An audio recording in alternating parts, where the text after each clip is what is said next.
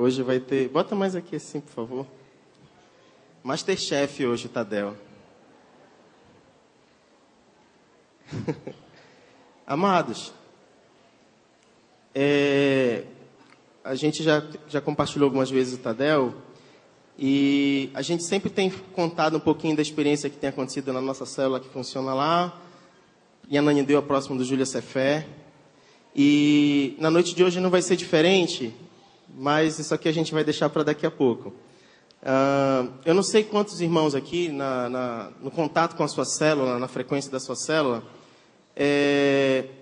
vê pessoas indo, pessoas vindo, e algumas pessoas permanecendo um pouco mais de tempo. E nessas idas e vindas, e nesse permanecer mais de tempo, fica se perguntando, você como líder de célula, ou como anfitrião, ou como líder em treinamento, como anda o crescimento dessas pessoas que têm frequentado a sua célula, de que forma eles têm se tornado não só participantes, mas têm procurado desempenhar outras tarefas, ou buscar abrir sua própria célula. Eu não sei como é que você se sente em relação a isso, mas muitas vezes eu e a minha esposa, a gente se perguntava a respeito disso. A gente tem a célula lá, a gente lidera a célula há aproximadamente 5, 6 anos, e a gente viu casais que depois de um tempo passaram para o nosso discipulado, e a gente ficava se perguntando, onde nós queremos chegar, onde eles querem chegar, o que a gente tem visto como resultado? Será que tem se tornado só uma reunião semanal? E o que tem acontecido? Como é que a gente vê esse resultado? E aí a gente se perguntava, será que o Deus que a gente está falando ali tem sido o nosso Deus, ou também tem sido o Deus deles? Até que ponto eles podem dizer assim, não é só o Deus que eu estou ouvindo na igreja, ou que eu estou ouvindo aqui na célula, mas também é o meu Deus, eu sei o que Ele é para mim, eu sei o que Ele representa para mim. Na Bíblia a gente ouve um pouco dessas experiências quando fala assim, Deus de Abraão, Deus de Isaac, Deus de Jacó, né? Foi se tornando, eles foram assumindo esse papel como seu próprio Deus a partir do momento que eles foram tendo experiência. E aí não era só o Deus de Abraão, mas também já se tornou o Deus de Isaac. E aí já não era mais só o Deus de Isaac, também se tornou o Deus de Jacó. Quer dizer, o que eles foram vivendo como experiência foi tornando não só o Deus dos seus pais, mas o seu próprio Deus. E aí esse questionamento e essa indagação nos levou a João 15. Se você puder abrir, eu não sei se vai projetar aqui. João 15, os versos de 1 a 3. Diz o seguinte: Eu sou a videira verdadeira e o meu pai é o agricultor. Todo ramo estando em mim não dá fruto, ele corta. E todo que dá fruto, ele poda, mas para que dê mais fruto ainda. Vocês já estão limpos pela palavra que lhes tenho falado. E aí o que nos chamou a atenção, meditando nesse texto, é a relação que é feita entre os ramos, a videira verdadeira e o fato de dar frutos. O ramo representamos nós, a videira verdadeira representava o Senhor Jesus, e os frutos está relacionado a uma vida que glorifica a Deus, uma vida em santidade, uma vida uma vida piedosa. E é interessante porque ele fala o seguinte, que existe o fato de mesmo estar ligado à videira, existe a possibilidade de ser cortado. O fato de estar nele, eu achei isso muito interessante, porque se não der fruto, ele corta. Ele é podado, e isso me chamou muito a atenção. E aí eu relacionei com aquela pergunta, como é que pode ser só o Deus de quem está falando na célula ou do que a gente ouve na igreja? Por que não é o meu Deus também? O Deus de quem está ouvindo na célula, de quem está recebendo a palavra. Então, será que então existem pessoas que recebem a palavra, mas não estão permanecendo em Deus, não estão permanecendo nele? Parece que é só o Deus de quem está falando, do pastor que está falando, ou do líder que está falando, ou do irmão que está compartilhando na célula. E aí me chamou muito a atenção o versículo 3, que fala o seguinte, que vocês já estão limpos pela palavra que vos tenho falado. E aí esse fato de estar limpo pela palavra é interessante, porque se você for lá para Efésios 5, 26, a palavra de Deus fala que o Senhor Jesus, ele purifica a sua igreja, ele lava a sua igreja, ele santifica a sua igreja pela lavagem através da palavra. Então dá aquela entonação de que a palavra é como se fosse uma água. E aí eu trouxe aqui uma jarra de água. É como se a palavra de Deus fosse água. E o fato de se limpar na água dá a ideia de que essa água ela é usada para limpar. Talvez eu precise da ajuda de alguém. Hoje lá em casa o almoço foi frango com bacon frito, né? O frango enrolado no bacon. Aí a panela ficou assim, ó.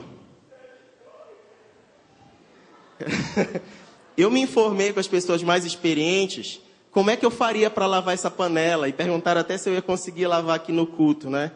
E aí eu falei assim, se eu recebo a palavra...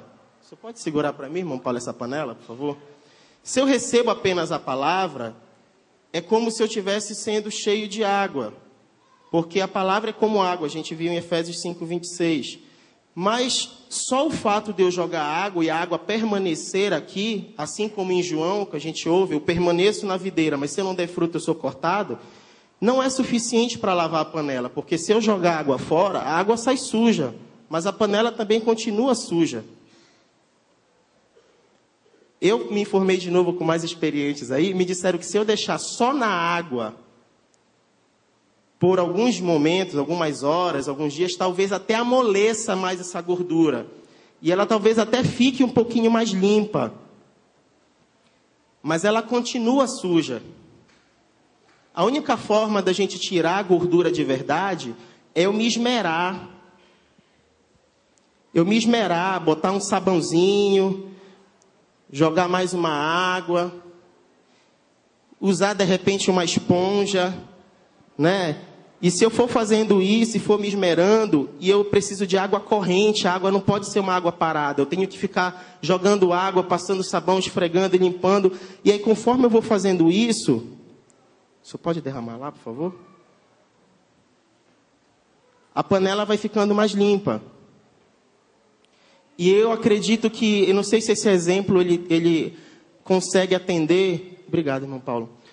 Tudo o que foi ministrado no nosso coração, e eu não sei se eu consegui externar para vocês o que aconteceu, mas eu comecei a entender com a minha esposa que a gente precisava dar oportunidade para as pessoas que faziam parte da nossa célula, para que a palavra não permanecesse nelas só como algo acumulado, mas como algo que passasse por eles. Algo que fosse lavando, porque a água só passando amolecia, tratava algumas coisas, mas não cuidava de trazer os frutos, trazer o resultado, transformá-los num canal limpo de transmissão da palavra. Era necessário que a água passasse por eles, corresse por eles, não permanecesse apenas. Não como o mar morto que recebe uma quantidade muito grande de sal e não consegue ter vida, mas algo que percorre, algo corrente. E nesse processo a gente teve a seguinte ideia: vamos então dar oportunidade para que alguns irmãos da nossa célula comecem a compartilhar a palavra na célula. Aí a gente pegou os discípulos que a gente já acompanha, a gente conversou com eles, acompanhou eles, conversou e orientou como é o procedimento. A própria dinâmica da nossa célula hoje permite isso, porque hoje a célula não tem mais aquele cunho de você pregar na célula, mas você pega um esboço e você começa a facilitar. O nome lá no esboço é facilitador. Facilitador, converse sobre isso, aborde isso, pergunte isso. Então, na nossa célula, algumas pessoas começaram a fazer rodízio para facilitar a palavra. E qual foi o resultado disso?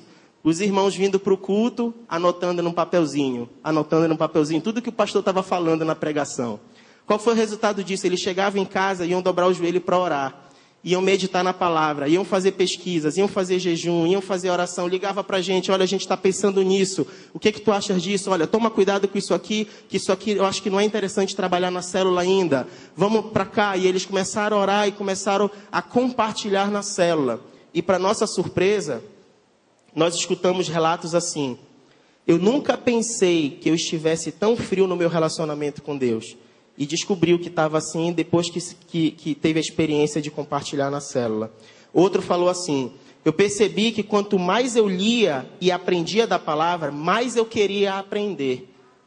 O outro chegou e compartilhou o seguinte: eu nunca me imaginei falando em público, mas agora eu quero melhorar, eu quero me dedicar, porque eu quero futuramente abrir minha própria célula. Então, assim, foram experiências que a gente foi tendo, eles não fizeram isso solto, eles não fizeram isso por acaso, eles entenderam o zelo pela palavra e entenderam o papel de quem está compartilhando, a importância de compartilhar da palavra. E nós entendemos esse processo da palavra não ficando acumulada e só amolecendo algumas coisas, mas a gente percebeu a palavra fluindo através da vida deles. E isso trazendo limpeza, transformação, experiências pessoais, de uma forma que eles pudessem dizer, não é só o Deus de quem está falando para mim de Deus, é o meu Deus, porque eu estou experimentando o que é servir a esse Deus, o que é estudar a palavra e saber mais a respeito desse Deus. E aí a gente começou a perceber que Jesus também fez isso, né? Jesus, quando ele estava treinando os discípulos, acompanhando, ensinando os discípulos, por vezes ele testou a fé dos discípulos. O pastor Marcelo usou o exemplo ainda há pouco. Nós já pescamos, nós já lançamos a rede, nós não temos mais o que fazer. Não, sob a tua palavra, nós vamos lançar a rede. Então, obediência, fé, testou a fé. Quando foi alimentar a multidão, olha, o que nós temos para alimentar a multidão? Nós só temos 5 pães e 2 peixes. O que é isso para tanta gente? Não, mande as pessoas sentarem em grupos, eu vou partir o pão para vocês e vocês vão partir e dar para os demais. Quer dizer, eles acreditaram naquilo que Jesus estava fazendo e eles começaram a partilhar do pão e viram um milagre acontecendo através da vida deles. Então a gente percebe que Jesus já deixava isso como uma estratégia para a gente, uma oportunidade de dar às pessoas a oportunidade de terem suas experiências com Deus, de uma forma que elas também pudessem crescer e futuramente serem comissionadas, assumirem responsabilidades, frutificarem ainda mais para o reino de Deus. E é isso que nós temos experimentado lá na célula, graças a Deus, e temos encaminhado algumas pessoas já para a EFAO, porque elas já se sentiram na necessidade de conhecer mais da palavra, porque eles começaram com isso a sentir liberdade de compartilhar da palavra no local de trabalho, para os amigos, para os vizinhos, e as pessoas começam a questionar algumas coisas, e eles ligam para mim, Felipe, estão me perguntando sobre isso, isso, isso.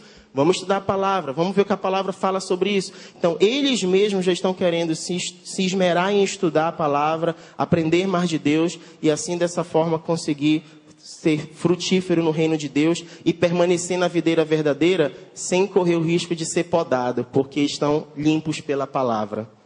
Que Deus abençoe, queridos.